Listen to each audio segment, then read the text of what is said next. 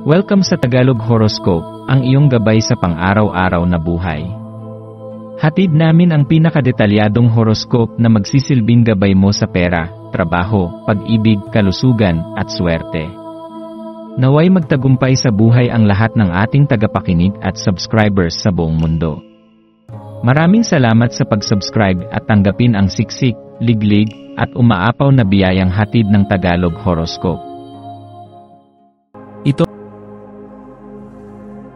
Ito ang iyong pang-araw-araw na horoscope para sa Cancer, para sa Mayo 2, 2025.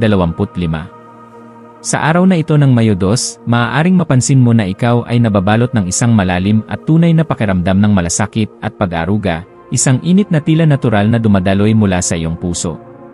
Ang bawat hakbang na iyong tinatahak at bawat desisyong iyong ginagawa ay tila pinapalamusan ng lambing at sinseridad. Sa bawat pag-uusap, bawat ngiti, at bawat tahimik na sandali, nadarama ang animoy hindi maipaliwanag na kalmadong bumabalot sa iyong kaluluwa. Ang natatanging enerhiya na bumabalot sa iyo ngayon ay nagbubukas ng pinto para sa mga makabuluhang koneksyon. Isa sa mga maaaring mangyari ay ang isang pagbabalik-tanaw o muling pagtatagpo, isang pagtitipon o pagkikita na magdudulot ng mga matamis na alaala at malalim na emosyon na magpapaalab sa iyong puso. Sa pagsariwa ng nakaraan, makakaramdam ka ng matinding pasasalamat sa mga tao at pangyayaring naging bahagi ng iyong paglalakbay. Sa iyong paglalakbay ngayong araw, ang kapaligiran ay tila naglalaman ng mahika na umaanyaya sa iyo na yakapin ang iyong pinagmulan. Bagaman ang mundo ay patuloy na umuusad at nagbabago, may natatanging kahalagahan sa paglingon sa iyong pinag-ugatan.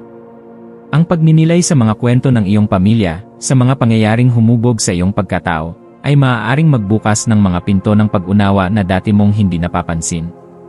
Marahil sa mga simpleng alaala ng pagkabata, sa mga kwentong paulit-ulit na isinasalaysay ng matatanda sa inyong pamilya, o sa mga tradisyon at kaugaliang hindi mo namamalayang naging bahagi ng iyong pagkatao, makikita mo ang mga pahiwatig ng iyong hinaharap.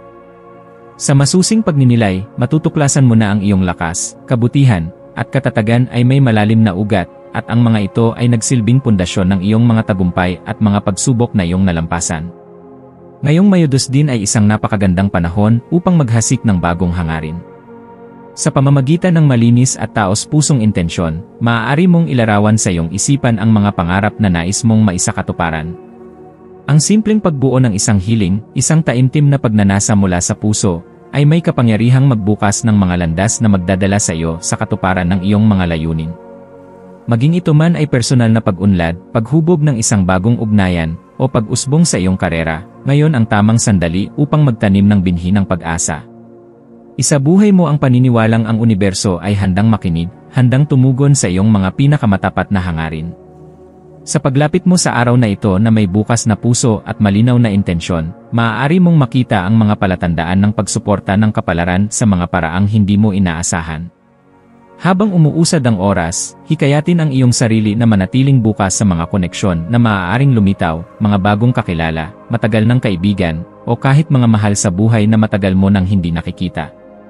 Ang bawat interaksyon ay may potensyal na maging isang ilaw na magpapalinaw sa iyong daan, isang hakbang patungo sa mas malalim na pag-unawa sa sarili at sa iba. Sa bawat salita, sa bawat tingin, sa bawat pagtanggap ng kabutihan, nililikha mo ang isang mas makulay at makabuluhang kwento ng iyong buhay. Ang kahinahunan na dala ng araw na ito ay tila humihikayat sa iyo na magtiwala sa daloy ng buhay, at sa pagsunod mo sa agos ng mga pagkakataon, maaari mong matagpuan ang mga biyayang matagal mo nang hinahangad. Ang kulay na magdudulot ng dagdag na swerte sa iyo ngayon ay kulay pilak. Ang pilak ay sumisimbolo ng kadalisayan ng damdamin, malinaw na isipan, at proteksyon sa gitna ng emosyonal na unos. Magsuot man ng anumang gamit o bagay na may kulay pilak, ito ay makakatulong sa pagpapanatili ng iyong balanse at kapanatagan ng loob. Para naman sa mga maswerteng numero, bantayan ang mga bilang na 3, 7, at 11. Ang mga numerong ito ay nagdadala ng enerhiya ng pagbabago, swerte, at kaganapan. Ang maswerteng gawain ngayong araw ay ang pagninilay o paglalaan ng oras para sa tahimik na pag-iisip sa isang lugar na komportable at malapit sa iyong puso, gaya ng isang sulok ng bahay kung saan ka nakararamdam ng kapayapaan, o isang maikling paglalakad sa kalikasan upang makahanap ng inspirasyon. Sa pagtatapos ng araw, maglaan ng sandali upang pasalamatan ang iyong sarili para sa kabutihang iyong pinili at ipinamuhay. Ang araw na ito ay isang patunay na sa pamamagitan ng pagmamalasakit, pagninilay, at bukas na damdamin, ikaw ay nakalikha ng isang araw na puno ng kabuluhan at pagmamahal. Huwag mong kalimutan na ang bawat maliit na kabutihang iyong isinabuhay, bawat ngiting iyong ibinahagi, at bawat taos-pusong pakikinig na iyong ibinigay ay isang binhing itinanim sa puso ng iba, mga binhing maaaring mamunga sa mga darating na araw. Ngayong natapos ang Mayo 2, dalhin mo ang mga aral, alaala, at biyayang iyong natanggap bilang ilaw na gagabay sa iyong paglalakbay sa mga susunod na araw. Yakapin mo ang kagandahan ng iyong pagkatao, at lagi mong alalahanin na ikaw ay isang buhay na patunay ng pagmamahal na walang hinihintay na kapalit. Sa pagsara ng araw na ito, ipikit mo ang iyong mga mata na may pusong punang pasasalamat at pag-asa, dahil sa bawat paggising, may bagong pagkakataon kang muling ipamalas ang kabutihang likas sa iyong pagkatao.